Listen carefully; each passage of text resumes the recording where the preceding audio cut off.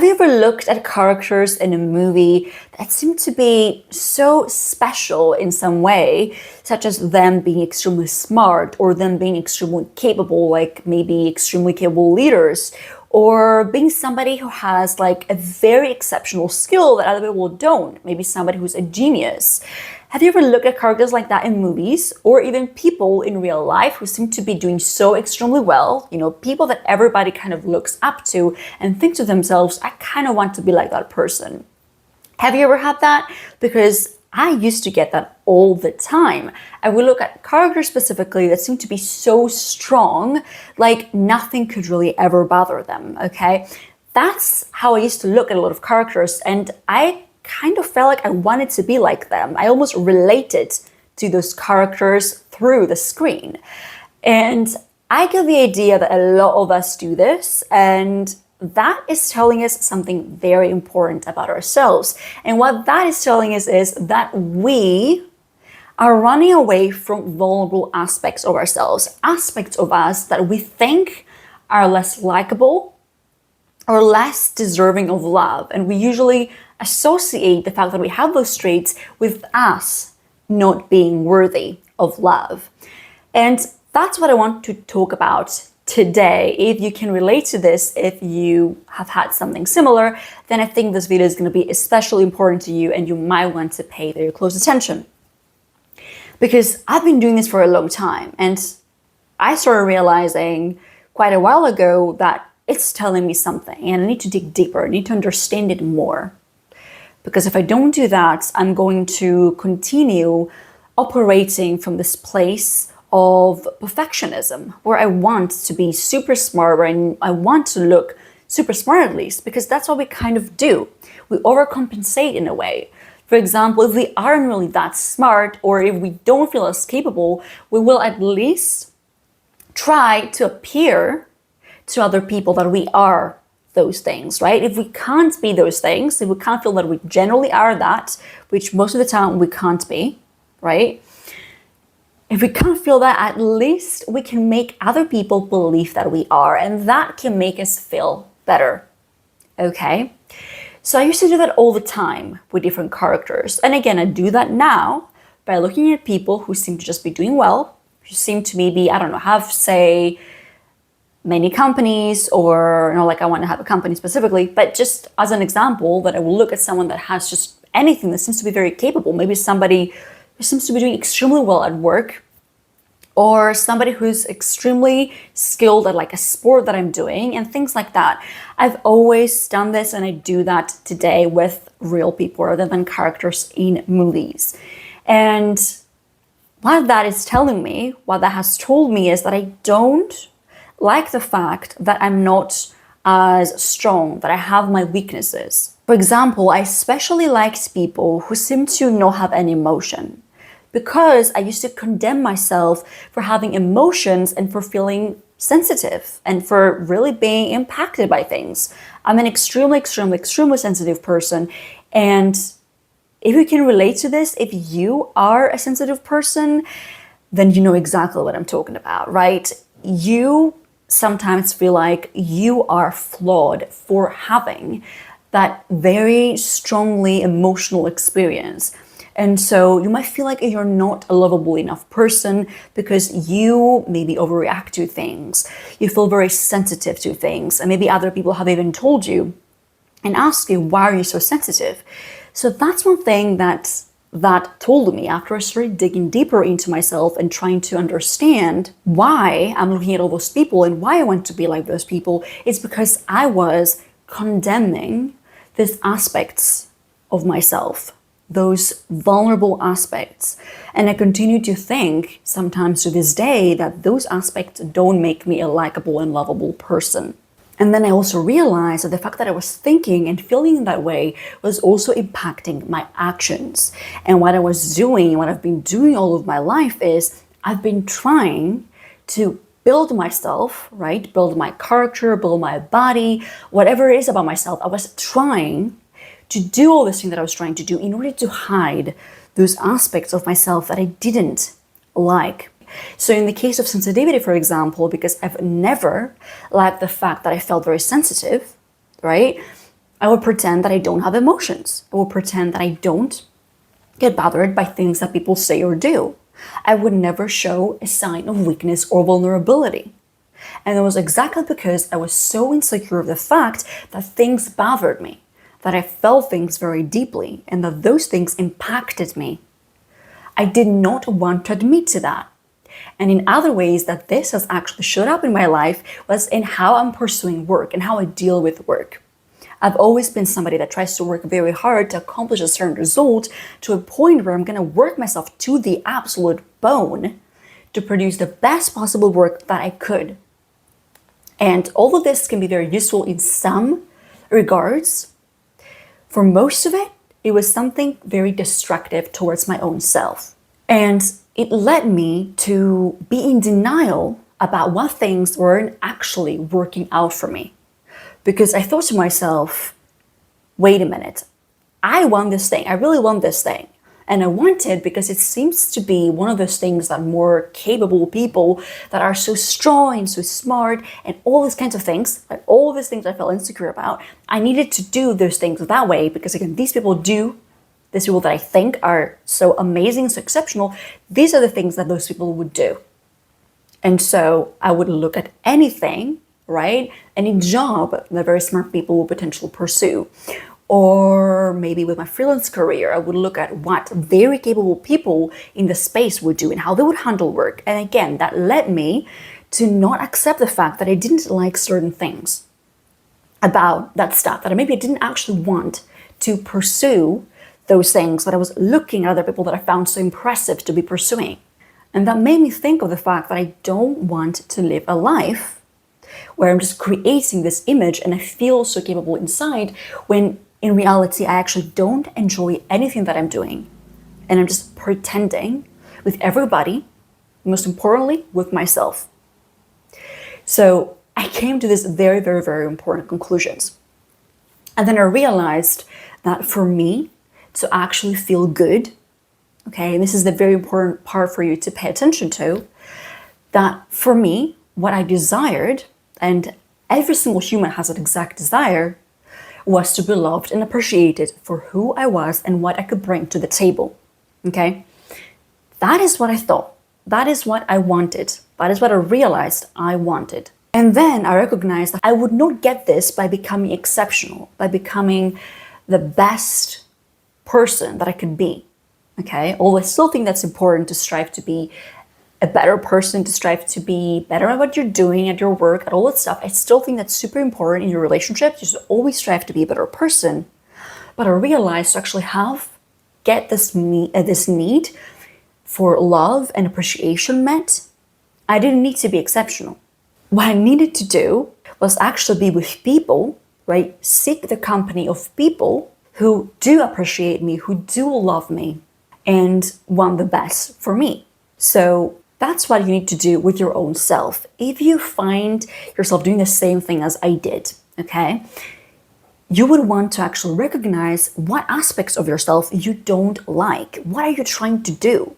Why are you trying to be this person that is so accomplished, that looks so accomplished? And that could be again in anything. It could be maybe you want to be super strong in your sport. You could want to be exceptionally good at your job. I don't know what it is for you, but there is usually something. You're overcompensating for something that you think you're lacking in yourself, and that is impacting the kind of things that you pursue. And it makes you feel more like you're in a prison, right? Where you need to act in certain ways. You need to continue pursuing those things. You need to continue pursuing those goals and get to the point where you've accomplished the thing, where you've done that major thing that would make you so incredible and so amazing. You feel like you have to continue doing that thing. And so you feel imprisoned.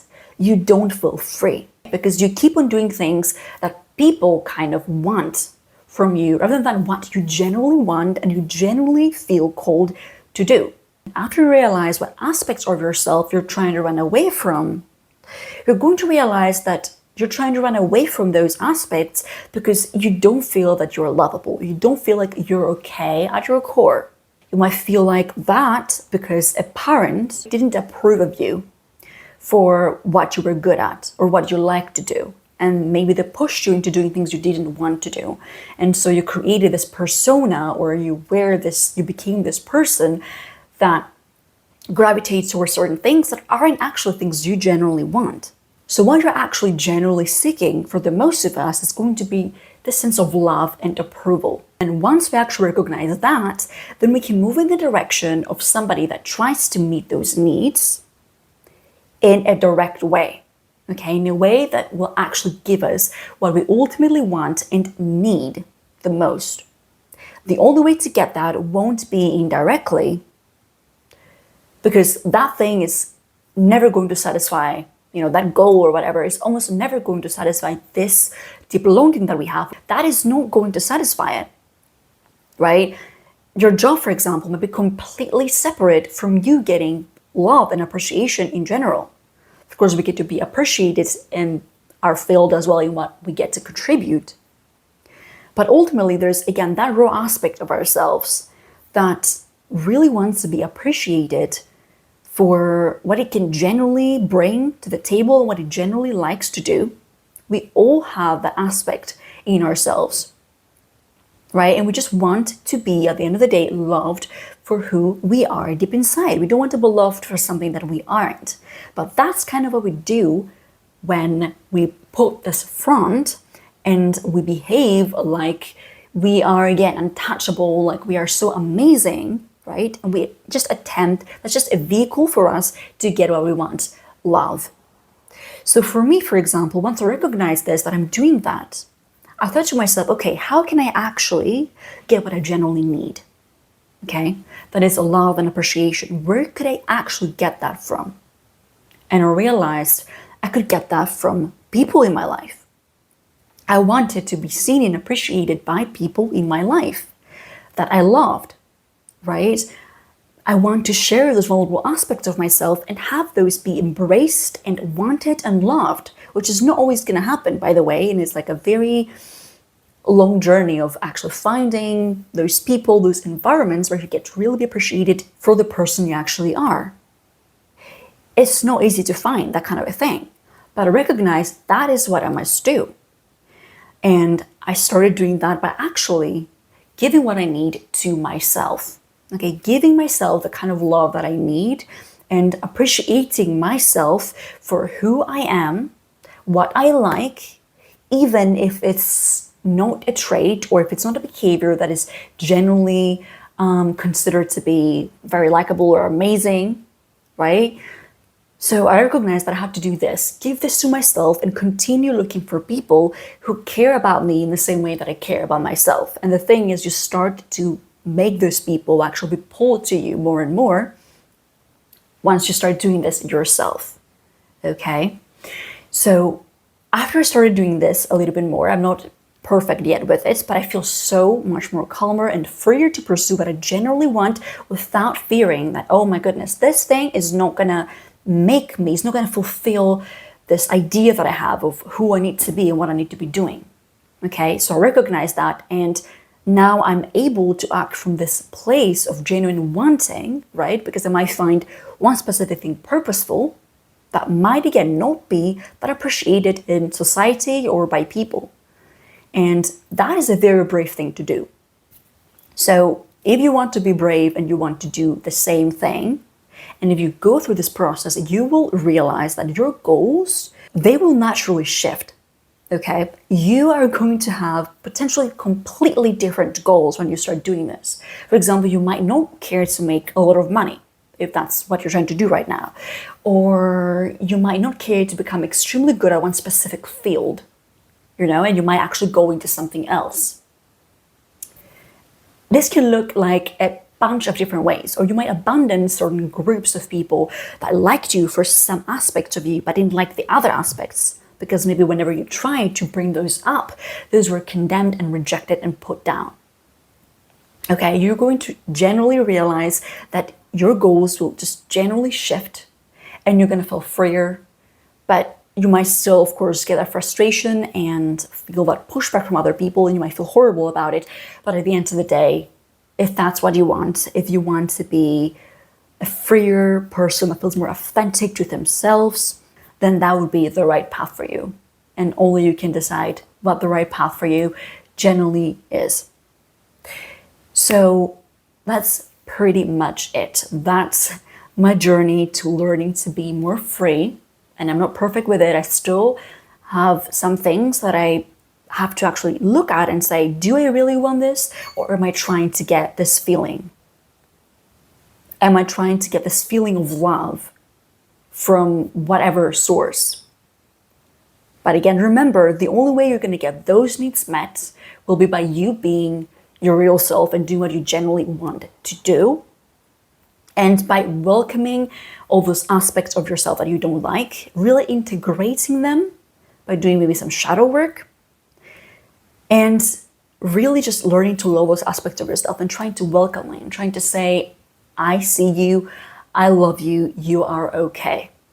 And as you do that again, you're going to start noticing that you don't care so much about other things that you might have wanted in the past.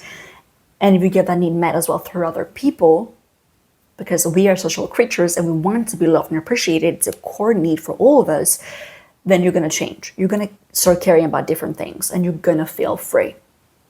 So that's it for my video today. Very, very, very important video, because we all reject some aspects of ourselves. I don't care who the hell you are. You are rejecting something about yourself, and it's definitely showing up in your life based on what you choose to pursue or what you choose not to pursue. So if you like this video, give it a thumbs up and do subscribe to the channel if you're new. And I also have a newsletter in which I share more of an exercise with reflections.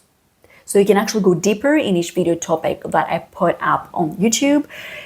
And that way you'll actually manage to make real changes in your life. Because a lot of the time, what we do is we watch a video, we don't actually do anything based on what we hear.